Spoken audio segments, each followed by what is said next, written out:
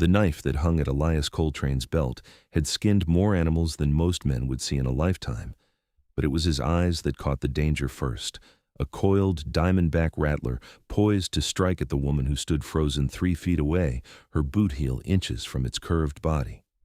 Sarah Hartley had been reaching for wild sage when she heard the rattle, that bone-chilling sound that every person in the Nevada Territory knew meant death was close. The year was 1876, and the summer heat shimmered off the rocky ground near Virginia City like water, making everything waver and dance. She had wandered too far from her father's general store, distracted by thoughts of the upcoming autumn and whether she would spend another winter measuring flour and selling tobacco to miners who smelled of sweat and silver dust. The rattlesnake's head pulled back, its body coiling tighter, and Sarah's breath caught in her throat. She could not move, could not think, could only stare at those black eyes and that flickering tongue tasting the air between them. Then Elias was there, moving faster than a man his size should have been able to move. He stood well over 6 feet tall, with shoulders broad enough to block out the sun and arms thick with muscle earned from years of trapping in the Sierra Nevada mountains. His dark hair fell past his collar, tangled and wild, and his beard was trimmed close enough to show the hard line of his jaw. He brought his hunting knife down in one swift motion, pinning the snake's head to the ground just as it struck forward, fangs bared and glistening with venom. The rattler thrashed, its body whipping across the dirt, but Elias held firm, his hand steady as granite. With his other hand, he drew his revolver and fired once, the shot echoing across the scrubland and sending a pair of ravens scattering from a nearby Joshua tree. The snake went still. Sarah's legs nearly gave out beneath her. She stumbled backward, her hand pressed to her chest where her heart hammered against her ribs so hard she thought it might break through. Elias straightened, wiping his knife on his buckskin pants before sheathing it, and turned to look at her with eyes the color of storm clouds over the mountains. "You are all right," he said, and it was not a question but a statement, as though he could will it to be true through sheer force of certainty. Sarah opened her mouth to speak, to thank him, to say something sensible and proper, but instead, she closed the distance between them in 3 quick steps and kissed him. She grabbed the front of his shirt, rough cotton worn soft by weather and time, and pulled herself up on her toes, pressing her lips to his like he had just saved her whole world. Because he had. In that moment, he absolutely had. Elias went rigid with surprise, his hands hovering at his sides as though he did not know what to do with them. Sarah could feel the heat radiating from his body, could smell pine sap and wood smoke and something wild and clean like mountain air. When she finally pulled back, her cheeks burning with a blush that had nothing to do with the desert sun, she saw the stunned expression on his face. "I am sorry," she gasped, pressing her fingers to her lips. "I should not have. That was completely inappropriate. I just—" "No," Elias interrupted, and his voice was rough, like gravel sliding down a mountainside. "Do not apologize." They stood there in the middle of nowhere, surrounded by sagebrush and red rock, staring at each other while the afternoon stretched long and golden around them. Sarah was 22 years old, and she had been kissed exactly twice before, both times by the banker's son who had tasted like peppermint and disappointment. This had been nothing like those careful, calculated pecks. This had been pure instinct, pure gratitude, pure something she could not quite name. "I am Sarah Hartley," she said finally, smoothing down her skirts and trying to regain some composure. "My father owns Hartley's Mercantile in town." "I know who you are," Elias replied. He bent down and picked up the dead snake, holding it by the tail so its body hung limp and heavy. "I have seen you through the window when I come down from the mountains for supplies." Sarah's blush deepened. She had noticed him too, of course. It was impossible not to notice a man like Elias Coltrane. He came into town maybe once every 6 weeks, always alone, always quiet, buying salt and coffee and ammunition before disappearing back into the wilderness. The women of Virginia City whispered about him, wondering where he lived, whether he had a wife hidden away somewhere, what kind of man chose solitude over society. "What are you doing out here alone?" Elias asked, his eyes narrowing slightly as he scanned the empty landscape around them. "This is not safe country for walking." "I needed to think," Sarah admitted, "and I wanted to collect some herbs for my mother. She makes tinctures and remedies." "Your mother is the woman with the gentle voice who speaks French." Sarah blinked in surprise. You have a good ear. Yes, my mother is from Quebec. She moved here with my father 15 years ago when they heard about the silver strikes. Elias nodded slowly. He started walking, and Sarah fell into step beside him, heading back toward the cluster of buildings that made up Virginia City. The town had exploded in population over the past decade, miners flooding in from all over the country, hoping to strike it rich in the Comstock lode. Most of them would leave broken, but they kept coming anyway, drawn by dreams of silver and second chances. You should not walk out here alone, Elias said again, his tone firm but not unkind. Snakes are not the only danger. Sarah knew he was right. There were claim jumpers and desperados, men who had lost everything and decided they had nothing left to lose. There were also Paiute hunting parties, though relations with the local tribes had been relatively peaceful lately. Her father would have her hide if he knew she had wandered so far from town without even telling anyone where she was going. I will be more careful, she promised. Then, because she could not help herself, she added, Thank you for saving my life. Elias glanced at her, and something flickered in those gray eyes, something warm and unexpected. You are welcome, Sarah Hartley. The way he said her name, slow and deliberate, made her stomach flip over. She told herself it was just the lingering fear from the snake, the adrenaline still coursing through her veins, but she knew that was a lie. There was something about this quiet mountain man, something solid and real in a world that often felt like it was built on nothing but luck and fool's gold. When they reached the edge of town, Elias paused. I should take you to your father's store. That is not necessary, Sarah said quickly. The last thing she wanted was for her father to see her arriving with Elias Coltrane, her hair disheveled and her dress dusty. Questions would be asked, and she was not sure she had answers that would make any sense. But Elias was already moving toward the mercantile, the dead rattlesnake still dangling from his hand. Several people turned to stare as they passed, and Sarah could feel the weight of their curiosity. Virginia City was not a large town, and gossip spread faster than wildfire. The bell above the door chimed as they entered the store, and Sarah's father looked up from where he was stacking cans of peaches on a shelf. Thomas Hartley was a lean man with wire-rimmed spectacles and a perpetual expression of mild worry, as though he was always calculating numbers that did not quite add up. Sarah! He exclaimed, his eyes widening as he took in her disheveled appearance and her companion. What happened? Rattlesnake, Elias said simply, holding up the dead reptile. Found her out near the sage flats. Snake was about to strike. Thomas went pale. He hurried around the counter and grabbed Sarah by the shoulders, looking her over for any sign of injury. Are you hurt? Did it bite you? No, Papa, I'm fine, Sarah assured him, touching his arm. Mr. Coltrane killed it before it could strike. Thomas turned to Elias, and Sarah watched her father's expression shift from fear to gratitude. I cannot thank you enough, Mr. Coltrane. If you had not been there, he broke off, unable to finish the thought.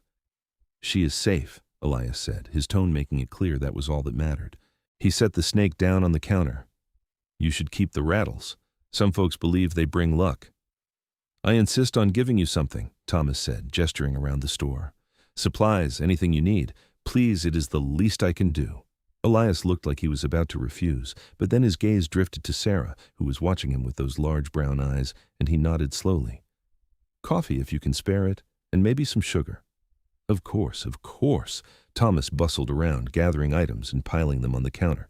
He added a good wool blanket, a box of cartridges, and several tins of food. Take whatever you need. While her father worked, Sarah found herself unable to look away from Elias. He stood with a kind of easy stillness, not fidgeting or shifting his weight the way most people did. He simply existed in the space, present and solid. When he caught her staring, she quickly looked down at her hands. Sarah, why do you not fetch some of those cookies your mother made? Thomas suggested, clearly trying to give his daughter something to do besides gawk at their guest. Sarah nodded and slipped through the curtain that separated the store from their living quarters. Her mother, Marguerite, was sitting at the kitchen table, mending a torn shirt. She looked up when Sarah entered, her delicate features creasing with concern. What has happened? Marguerite asked in her accented English, setting down her needlework. Sarah told her the story in a rushed whisper, leaving out the part about the kiss. Her mother listened, her hand pressed to her heart, and then pulled Sarah into a tight embrace. "Mon Dieu," Marguerite breathed. "You could have died." "But I did not," Sarah said, pulling back and trying to smile. "Mr. Coltrane saved me." Her mother studied her face for a long moment, and Sarah had the uncomfortable feeling that Marguerite could see straight through to the truth of what had happened out there in the Sage Flats. But her mother only nodded and said, "Then we owe him a great debt." Sarah gathered a tin of cookies and returned to the store, where her father had finished packing supplies into a canvas bag. Elias took it with a nod of thanks, slinging it over his shoulder as easily as if it weighed nothing at all. "Where do you live, Mr. Coltrane?" Thomas asked, his curiosity getting the better of him. "Up in the mountains?" "Yes," Elias replied, not offering any more detail than that. "Alone?" "Yes." Thomas glanced at Sarah, then back at Elias. "That must be a hard life, trapping and hunting by yourself." Elias shrugged those massive shoulders. "It suits me." There was a moment of awkward silence, and then Sarah stepped forward, holding out the tin of cookies. "Please, take these. My mother makes the best ginger snaps in the territory." Elias looked at the tin, then at her, and something in his expression softened. "Thank you." Their fingers brushed as he took the tin, and Sarah felt that same jolt she had felt when she kissed him, a spark of connection that seemed to leap between them like electricity. She pulled her hand back quickly, folding her arms across her chest. "Will you be coming back to town soon?" The question was out before Sarah could stop herself, and she immediately wished she could take it back. It sounded too eager, too hopeful. But Elias did not seem to mind. "I will need to bring down my pelts in a few weeks, before the first snow." "Well, you are always welcome here," Thomas said, clapping Elias on the shoulder. "And if you ever need anything, you just let us know. We owe you Sarah's life." Elias nodded once more, then turned and walked out of the store, the bell chiming softly behind him. Sarah rushed to the window and watched as he crossed the dusty street, heading toward the livery stable where his horse was presumably waiting. He moved with a purposeful stride, and she noticed how people stepped aside to let him pass, a combination of respect and wariness in their expressions. "He is an interesting man," Thomas said, coming to stand beside her. "Not much of a talker, but I suppose that is what happens when you spend most of your time alone in the wilderness." Sarah hummed in agreement, still watching until Elias disappeared around the corner. Her lips still tingled from that impulsive kiss, and she wondered if she would ever have the courage to face him again. What must he think of her, throwing herself at him like some kind of desperate fool? But when she closed her eyes, all she could see was the way he had moved to save her, fast and certain, without a moment's hesitation. He had put himself between her and danger without even thinking about it, and that meant something. It had to. The next few weeks passed slowly. Sarah helped her father in the store, measuring out flour and wrapping purchases in brown paper, and tried not to think about Elias Coltrane. She failed miserably.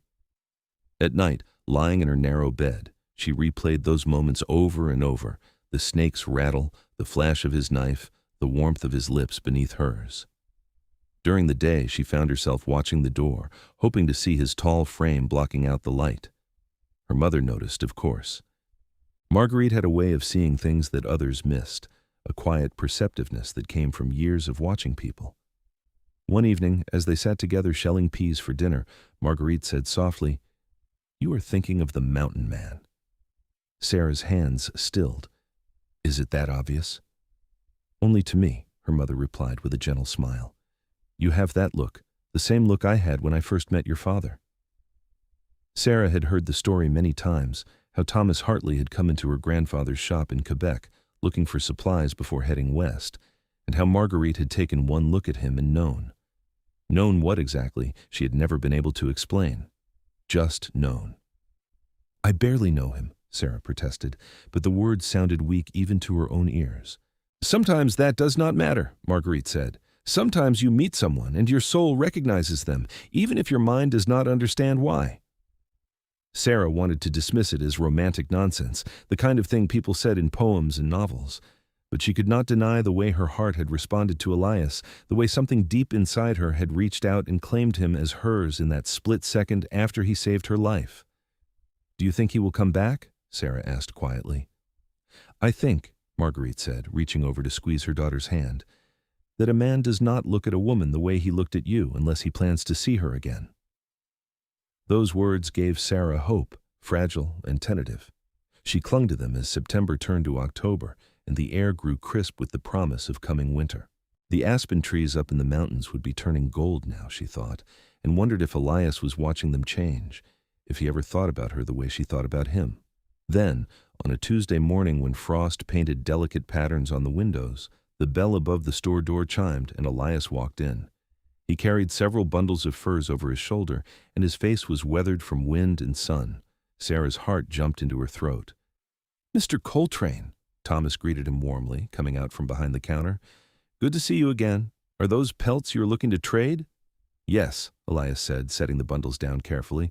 "Beaver mostly, some marten and fox." Thomas knelt to examine the furs, running his hands over them with an expert eye.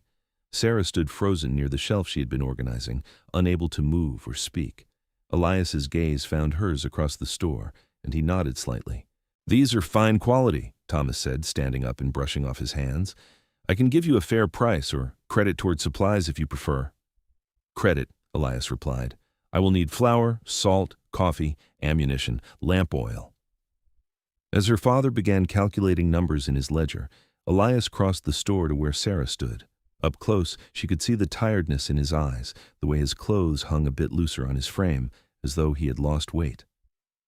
"Hello," he said, and that one word contained more warmth than entire conversations she had had with other people. "Hello," Sarah managed to reply, her voice barely above a whisper. "How have you been?" "Well enough." He paused, then added, "I have been thinking about you." Sarah's breath caught. "You have?" "Every day since I met you," Elias admitted, and the honesty in his voice was almost painful in its intensity. "I tried not to, but I could not seem to help it." Before Sarah could respond, Thomas called out, "Mr. Coltrane, I have your total here. You have more than enough credit for the supplies you need. Would you like to add anything else?" Elias turned back to the counter, but he reached out and briefly touched Sarah's hand as he did, a fleeting contact that sent warmth racing up her arm. She followed him, standing close enough to catch that scent of pine and smoke that seemed to cling to him. Thomas loaded supplies into Elias's arms, and Sarah noticed her father sneaking glances between her and the mountain man, a thoughtful expression on his face. When everything was packed and ready, Thomas cleared his throat. "Mr. Coltrane, my wife and I would be honored if you would join us for dinner this evening.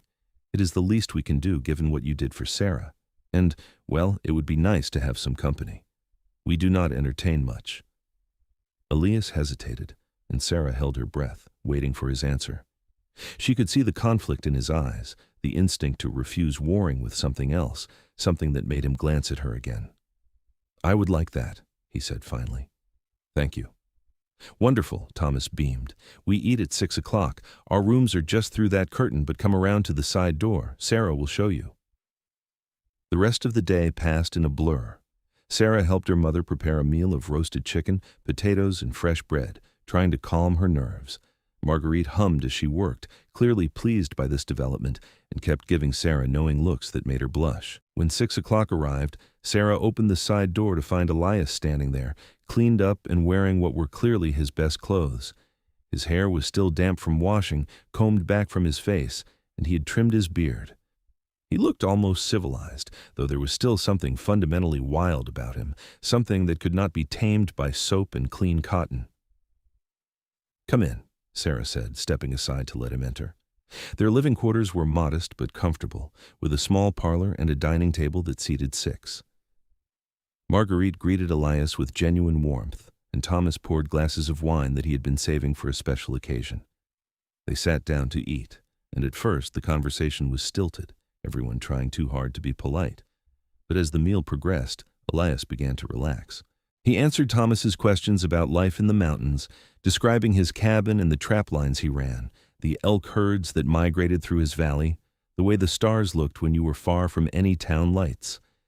He spoke slowly and carefully, as though words were precious things not to be wasted, and Sarah found herself leaning forward to catch every detail. "How long have you been living up there?" Marguerite asked, refilling his wineglass. 5 years, Elias replied. "I came west after the war. Needed somewhere quiet." The war. Sarah did the math quickly in her head. The Civil War had ended in 1865, which meant Elias had fought in it. He would have been young then, probably not much older than she was now. She wondered which side he had been on, what horrors he had seen. But she did not ask. Some wounds were too deep to probe. "Do you ever get lonely?" Thomas asked, and Marguerite shot him a warning look, but Elias did not seem offended. "Sometimes," he admitted, "but I prefer loneliness to the wrong kind of company." "And what would be the right kind of company?" Sarah asked before she could stop herself. Elias looked at her, and the intensity in his gaze made her stomach flutter. "Someone honest, someone kind, someone who understands that silence is not always empty." The room felt suddenly very warm, and Sarah took a sip of her wine to cover her confusion. Across the table, her mother smiled into her napkin. After dinner, Thomas suggested they move to the parlor, where a fire crackled cheerfully in the hearth. Marguerite brought out coffee and slices of apple pie, and the conversation drifted to other topics. The upcoming winter, the latest news from back east, the new families moving into Virginia City. Elias mostly listened, but occasionally he would offer a comment that showed he was paying attention. When the evening began to wind down, Elias stood and thanked them for their hospitality. "I should be getting back to my camp," he said. "You're staying in town?" Thomas asked. "Just outside.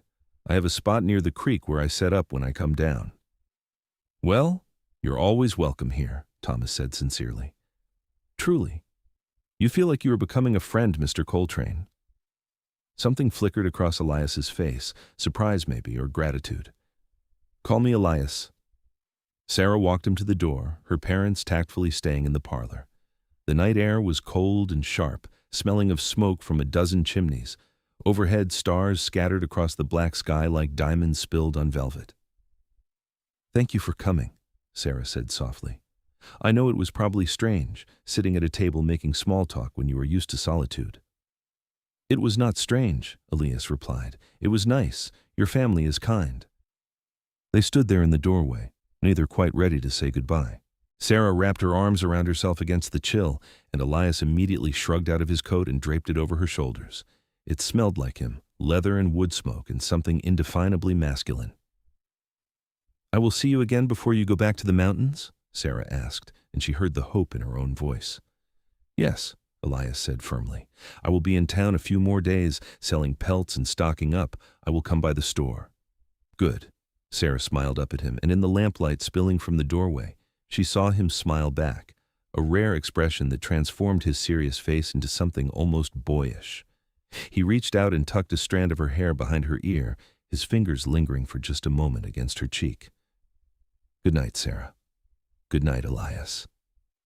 She watched him walk away into the darkness, his coat still warm around her shoulders, and knew with absolute certainty that she was falling in love with him. It was too fast, too sudden, too impractical, but it was also undeniably true. Her soul recognized him, just like her mother had said, and there was no fighting that kind of knowing. The next few days were some of the happiest Sarah could remember. Elias came to the store every morning, ostensibly to add to his supplies or ask about prices, but really just to see her. They would talk while she worked, their conversation ranging from trivial things like favorite foods to deeper topics like dreams and fears. She learned that he had grown up in Missouri, that his family was gone now, that he had seen things during the war that still haunted his dreams. He learned that she had always felt trapped in Virginia City, that she loved reading but rarely had time for it, that she sometimes wondered what her life would have been like if her parents had never left Quebec. "Would you like to see my camp?" Elias asked on the third day, the question coming out of nowhere as Sarah was wrapping a package of nails for a customer. She looked up sharply. "Your camp? It is not far. Maybe a 20-minute walk. I thought you might like to get out of the store for a bit." He paused, then added, "I will keep you safe." Sarah glanced at her father, who was pretending not to listen from across the store. Thomas caught her eye and nodded slightly, giving his permission. She untied her apron and grabbed her shawl. The walk took them along the creek that ran behind the town, following a narrow path through scrub oak and juniper. Elias moved with easy confidence, occasionally holding back branches or offering his hand when the terrain got rough. Sarah found herself watching the way his muscles moved beneath his shirt, the casual strength in every gesture. His camp was simple but well organized: a small tent, a fire ring with a tripod for cooking, supplies carefully covered with canvas tarps. He had chosen a spot in a grove of cottonwoods where the creek widened into a pool, and Sarah could hear the gentle music of water running over stones. "It is peaceful here," she said, looking around. "That is why I chose it." Elias stirred the coals of his fire back to life and set a pot of coffee to heat. "I find that towns are too loud, too crowded, but this is far enough away that I can breathe." Sarah sat on a flat rock near the fire, tucking her skirts around her legs. "I think I understand that. Sometimes I feel like the walls of the store are closing in on me, like I am suffocating under the weight of flour sacks and canned goods." "What would you do if you could do anything?" Elias asked, handing her a tin cup of coffee. She took a sip, thinking. "I would want to see things. Mountains and forests and rivers. I would want to wake up somewhere different every morning and not know what the day would bring. But that's not very practical for a woman." "Why not?" "Because women do not just wander off into the wilderness alone. We stay in towns, we keep house. We marry men who have proper jobs." She said it without bitterness, just stating facts. Elias was quiet for a long moment, staring into the fire. Then he said, "What if you did not have to be alone?" Sarah's heart began to pound. "What do you mean?" He looked at her, and there was something vulnerable in his eyes, something raw and uncertain. "I mean that I am not good with words, Sarah. I do not know how to say pretty things or make promises that sound like poetry. But I know that since the day I met you, I have not been able to stop thinking about what it would be like to have you in my life, to wake up next to you, to show you all the places I have found in these mountains, to not be alone anymore." Sarah set down her coffee cup with shaking hands. "Elias, are you saying—" "I am saying that I am falling in love with you," he interrupted, the words coming out rough and fierce. "And I know it is too soon, and I know I do not have much to offer except a cabin in the middle of nowhere and a life that most people would call hard. But if you would consider it, if you would even think about the possibility, I would do everything in my power to make you happy." She stood up, crossing the small distance between them, and took his face in her hands. "I have already been thinking about it," she whispered. "I've been thinking about nothing else." This time, when they kissed, it was different from that first impulsive contact. This was deliberate and deep, a promise and a question all at once. Elias's arms came around her, pulling her close, and Sarah melted into his strength. She could feel his heart pounding against her chest as fast and wild as her own. When they finally broke apart, both breathing hard, Elias rested his forehead against hers. "Does this mean you will give me a chance?" "It means I want to," Sarah said honestly. "But I need time, Elias. I need to be sure, and I need to talk to my parents. This is not a small thing you are asking." "I know." He kissed her forehead gently. "Take all the time you need. I'm not going anywhere." But that was not quite true, and they both knew it. Winter was coming, and Elias would have to return to his cabin soon. The mountain passes would become impassable with snow, and he would be trapped up there until spring. The thought of not seeing him for months made Sarah's chest ache. They walked back to town slowly, holding hands and not talking much. When they reached the store, Sarah turned to him and said, "Will you come to dinner again tomorrow? I want to talk to my parents about this, about us. If you are sure." "I am sure." That night, Sarah sat her parents down and told them everything. She told them about the kiss after Elias killed the snake, about the feelings that had been growing between them, about his offer to take her to his cabin in the mountains. She expected her father to be angry or her mother to be worried, but instead they exchanged a long look, and then Thomas smiled. "We have seen the way you look at each other," he said gently. "And I admit, when Elias first came into the store with you that day, my instinct was to be protective, but I have gotten to know him a little these past few days, and I think he is a good man, an honest man." "He's also asking you to give up everything you know," Marguerite added, her voice serious. "Life in the mountains is not easy, Sarah. It is isolated and difficult and sometimes dangerous. Are you prepared for that?" Sarah thought about the store, about the familiar rhythm of her days, about the future she had always assumed she would have: marriage to some local man, children raised in town, a comfortable if predictable life. Then she thought about Elias, about the way he made her feel alive and seen, about the promise of adventure and love and a different kind of future. "I am prepared to try," she said firmly. "I cannot promise I will not be scared or that I will not have moments of doubt, but I want this. I want him." Thomas reached across the table and squeezed her hand. "Then you have our blessing. But I want you to take some time, still, to be absolutely certain. Perhaps Elias could stay in Virginia City through the winter, get a job here in town. That would give you both a chance to really know each other before you make any permanent decisions." It was a reasonable suggestion, and Sarah brought it up the next evening when Elias came for dinner. But he shook his head, his expression regretful. "I cannot stay in town through the winter," he said. "I have traps set, a cabin that needs preparing. And honestly, I do not think I could bear being cooped up here for months. I would go mad." "Then what do we do?" Sarah asked, trying to keep the desperation out of her voice. "I will not see you again until spring." Elias looked at Thomas and Marguerite, then back at Sarah. "Come with me." The words hung in the air like something fragile and impossible. "Come with you?" Sarah repeated. "To your cabin? For the whole winter?" "Yes. Not as my wife, not yet, not unless you decide that is what you want. But come stay with me, see what the life is really like. If you hate it, I will bring you back down to town in the spring, no questions asked. But if you love it, if you love me, then we can make it permanent." "That is highly irregular," Thomas protested, his face flushing. "Sarah's reputation would be ruined if people found out she spent the winter alone with you." "Then we tell people we got married," Elias said bluntly. "I will marry her right now, today, if that is what it takes. I do not care about convention, Mr. Hartley. I only care about her." Sarah's head was spinning. Everything was moving so fast, too fast, and yet she did not want it to slow down. She looked at her parents, seeing the concern and confusion on their faces, and then at Elias, seeing only certainty and love. "Give me a day," she said quietly. "Let me think about this properly. It is the biggest decision of my life, and I need to make it with a clear head." Everyone agreed, though Sarah could tell Elias hated the delay. That night she lay awake for hours, staring at the ceiling and weighing her options. She could say no, let Elias go back to his mountain alone, and spend the winter wondering what might have been. She could wait until spring, preserve her reputation and her safety, but risk losing him or the intensity of what they felt for each other, cooling with distance. Or she could take a leap of faith, trust in the connection between them, and go with him into the unknown. By the time the sun rose, she had made her decision. She found Elias at his camp, packing up his supplies to leave. He looked up when she approached, and she could see the tension in his shoulders, the fear that she had come to say goodbye.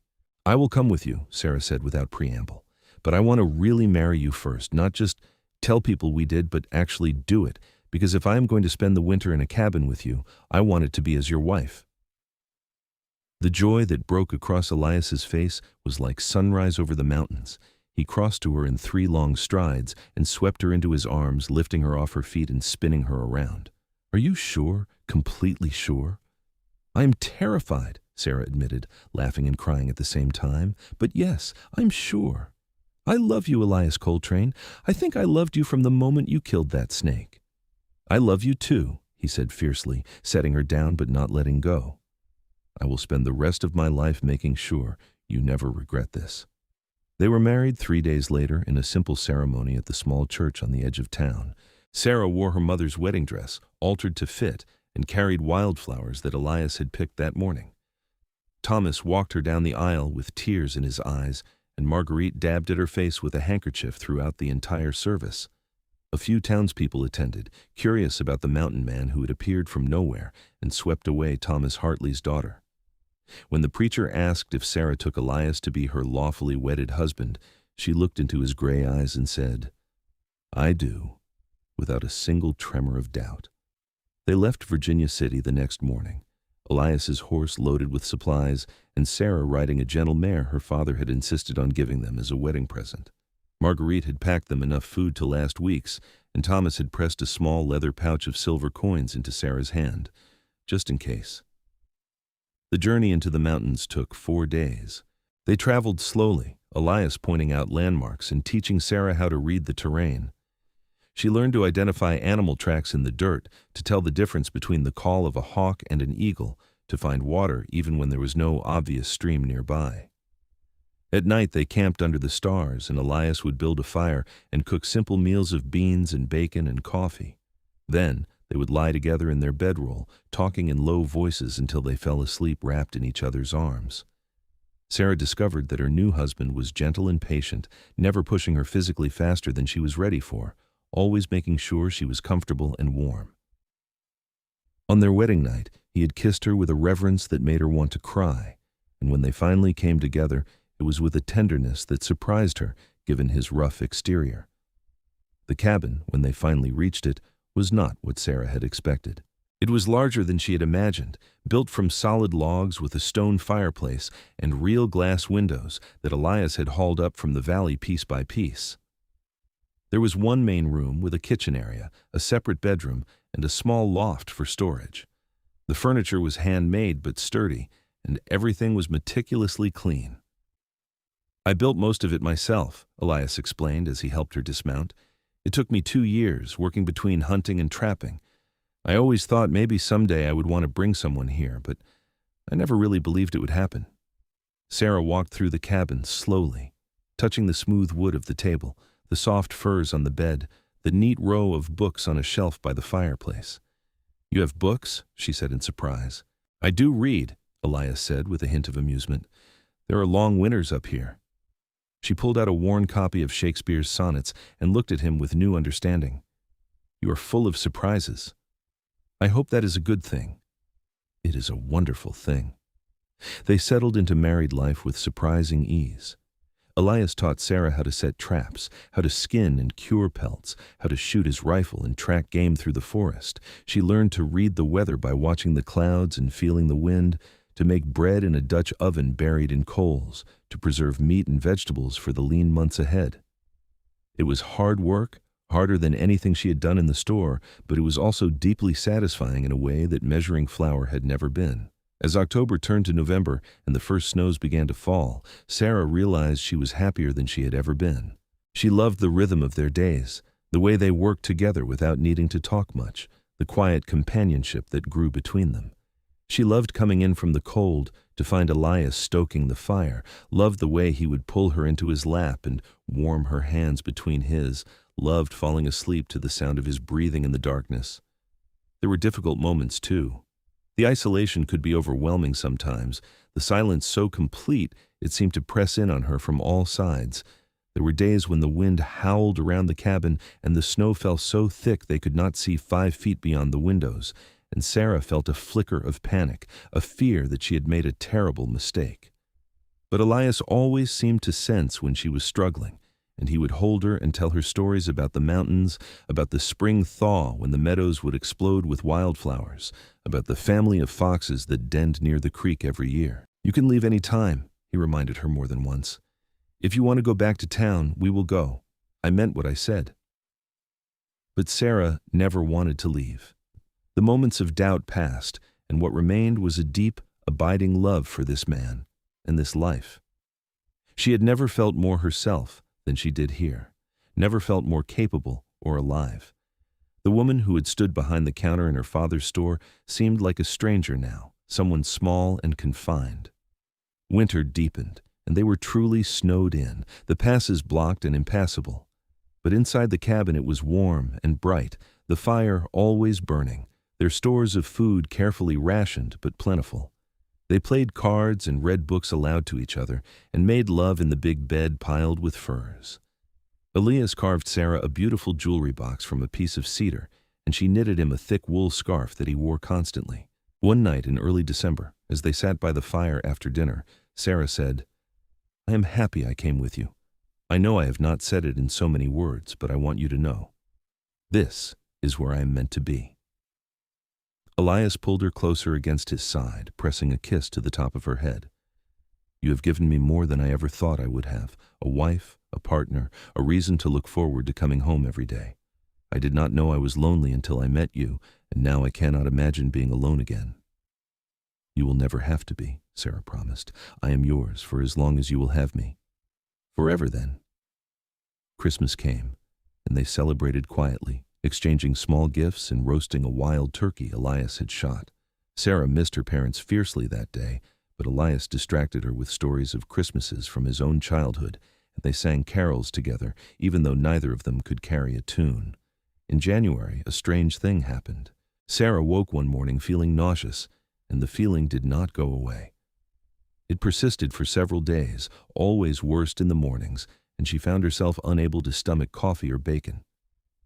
Elias watched her with growing concern, until finally she figured it out. "I think I am pregnant," she said one evening, the words coming out in a rush. Elias went very still. "Are you sure?" "I'm almost a month late, and I feel sick all the time, and my breasts are sore." She touched her stomach tentatively. "I think there is a baby." For a moment, Elias just stared at her, and Sarah felt a flash of fear. They had never talked about children, had never planned for this. What if he did not want to be a father? What if he was angry? But then his face broke into the widest smile she had ever seen, and he let out a whoop of joy that echoed through the cabin. He grabbed her and spun her around, laughing like a child, and Sarah laughed too, relief and happiness flooding through her. "We are going to have a baby," Elias kept saying, as though he could not quite believe it. "A baby." "Are you happy?" Sarah asked, needing to hear him say it. "Happy?" He set her down and cupped her face in his hands, his eyes bright with emotion. "Sarah, I'm more than happy. I'm overwhelmed. I'm terrified. I'm grateful. I'm everything all at once."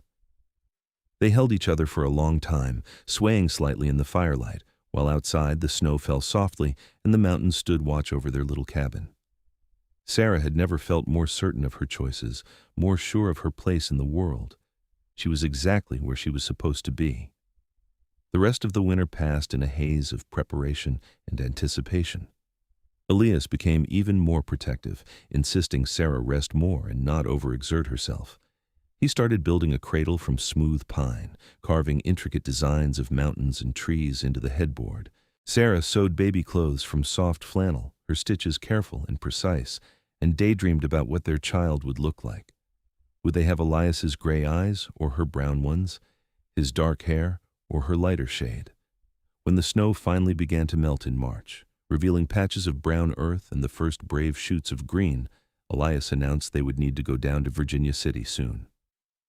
"You need to see a doctor," he said firmly, "and your mother will want to be there when the baby comes." Sarah agreed, though part of her was reluctant to leave their mountain sanctuary. The cabin had become home in a way Virginia City never quite had, and she worried that going back would somehow break the spell of happiness they had woven around themselves. But as soon as the passes were clear enough to travel, they packed up and made the journey down. It took longer this time because Elias was cautious, not wanting Sarah to strain herself, and they stopped frequently to rest. When they finally rode into town in early April, several people turned to stare at the very pregnant woman sitting on the gentle mare.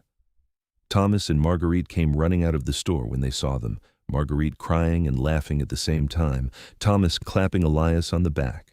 Sarah slid down from her horse and into her mother's arms, breathing in the familiar scent of lavender water and feeling like a child again. "You look wonderful," Marguerite said, pulling back to examine her daughter. "Healthy and strong. The mountains agree with you." "I love it there, Mama," Sarah said, wiping at her own tears. "I truly do. It is the most beautiful place in the world." They stayed in town for the next few months, taking a room at the boarding house so Sarah could be near the doctor. Elias found work helping to build a new church on the edge of town, his carpentry skills in high demand.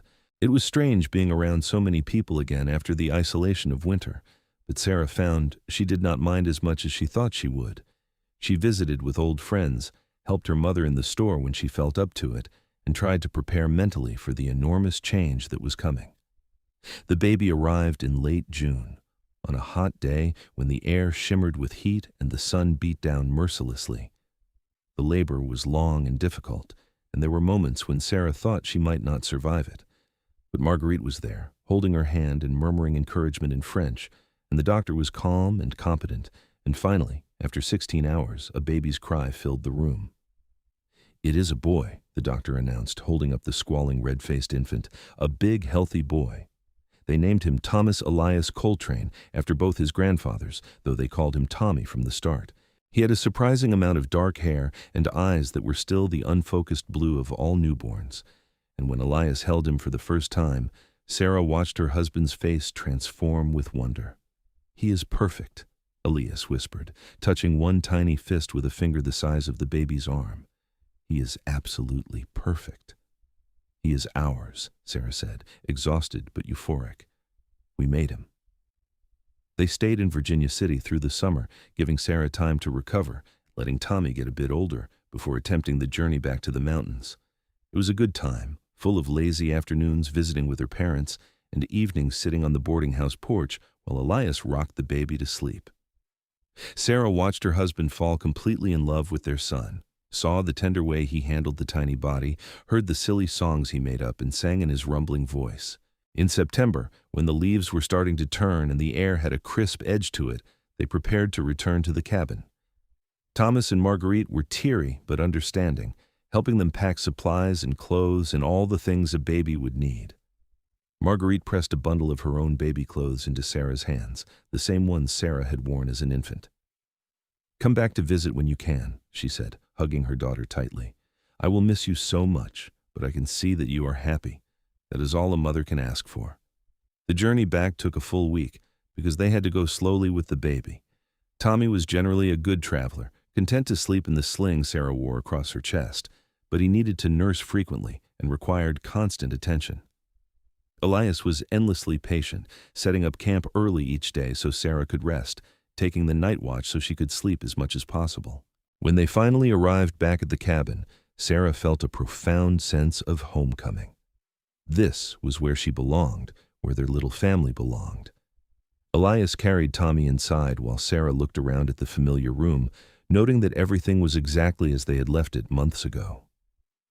"Welcome home," Elias said, coming to stand beside her with the baby in his arms. "Yes," Sarah agreed, leaning into his side. "We are home." That autumn and winter were different from the previous year. The easy companionship was still there, but now it was punctuated by the demanding schedule of an infant.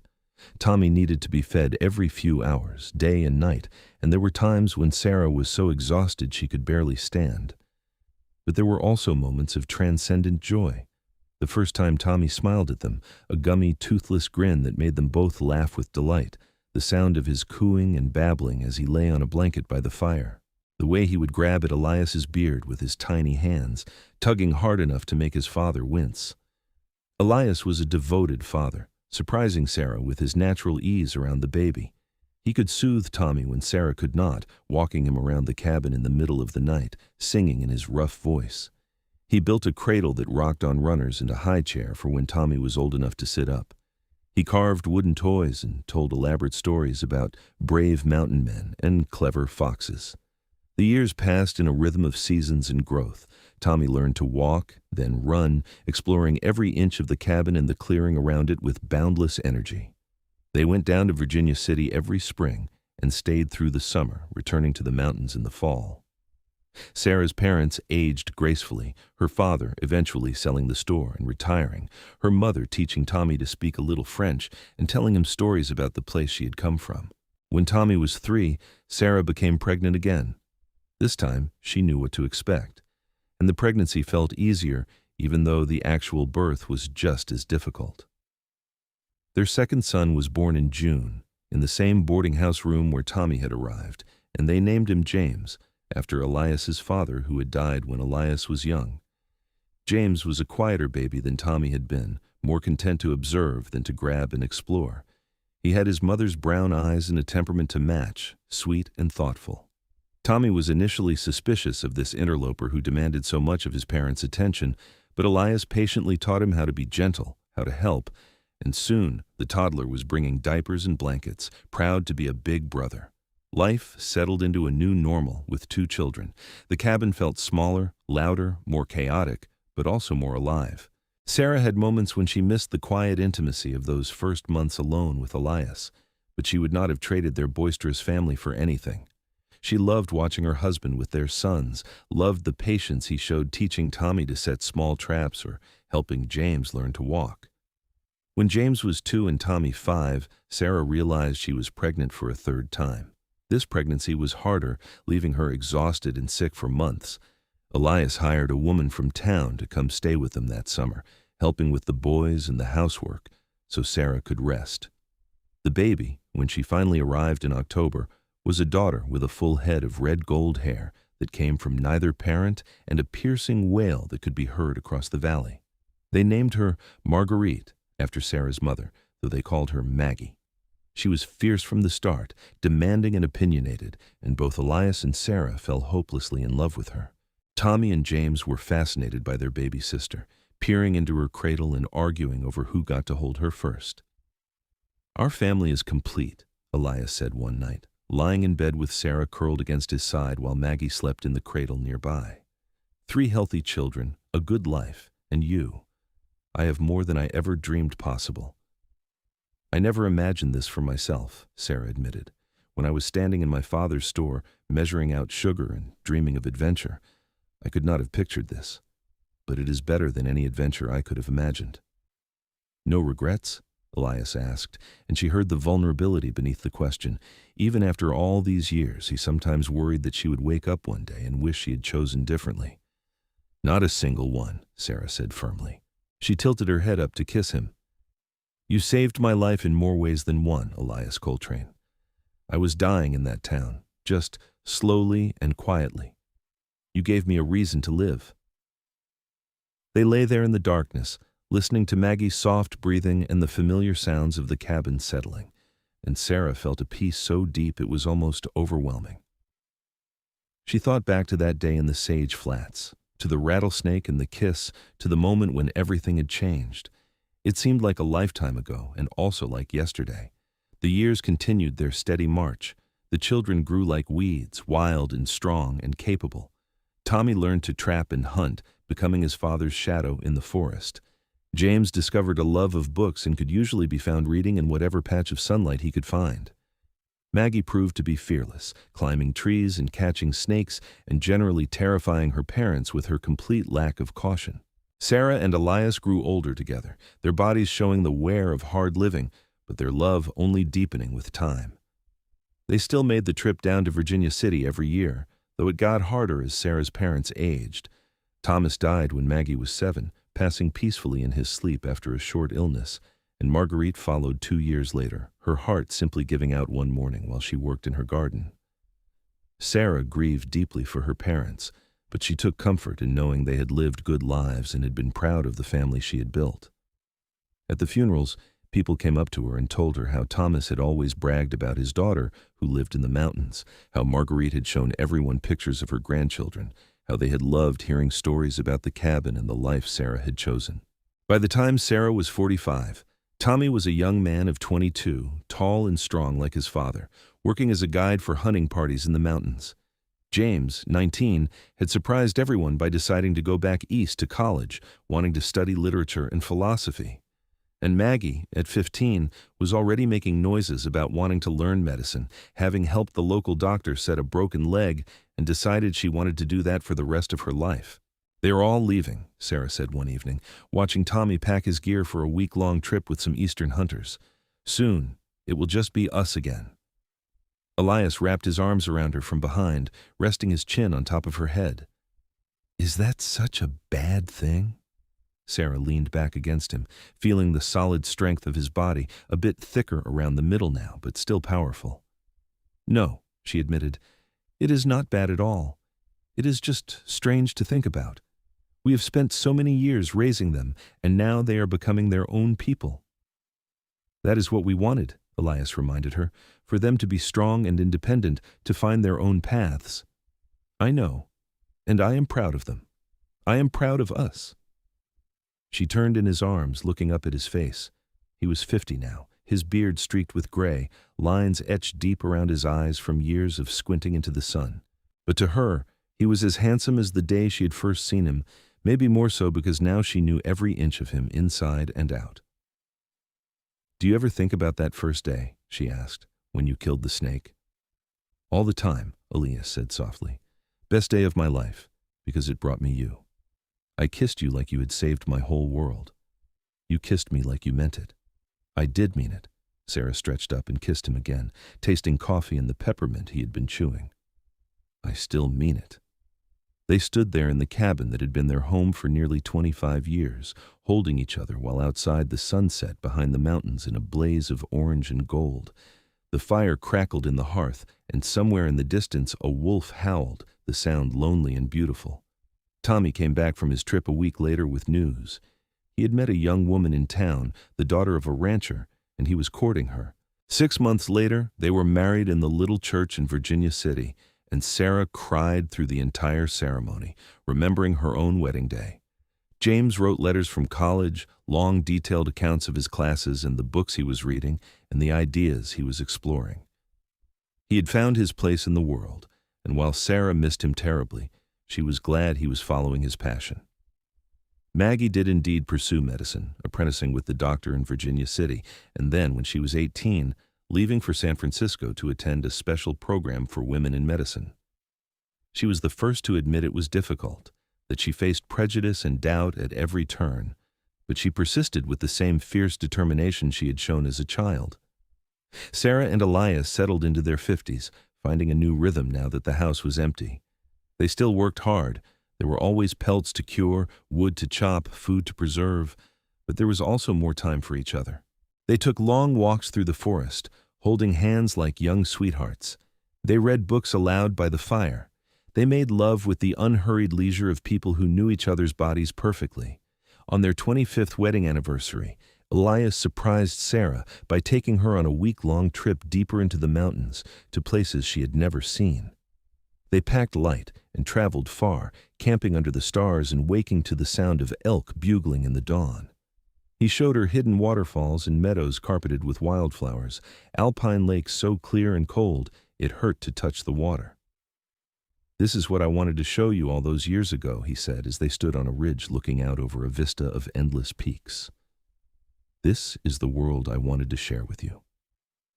"You have shared it with me every single day," Sarah replied, slipping her hand into his. "Not just the mountains, but your whole world, your heart, your life." "And you have given me the same," Elias said. He pulled her close, and they stood there on top of the world, two people who had found each other against all odds and built something lasting and true. More years passed. Tommy and his wife had children of their own, 2 boys and a girl, and they moved to a homestead not far from Elias and Sarah's cabin. James came home occasionally, always with new books and new ideas, and eventually brought a wife with him, a fellow student he had met in college. Maggie finished her medical training and opened a practice in Virginia City, one of the first female doctors in the territory. Sarah became a grandmother, and then a grandmother many times over, and she delighted in the chaos of family gatherings, the cabin overflowing with children and noise and laughter. Elias built additions onto the cabin, expanding it to accommodate everyone, and spent his days carving wooden toys for his grandchildren and teaching them the same skills he had taught his own children. When Sarah was 63, she fell ill with a fever that would not break.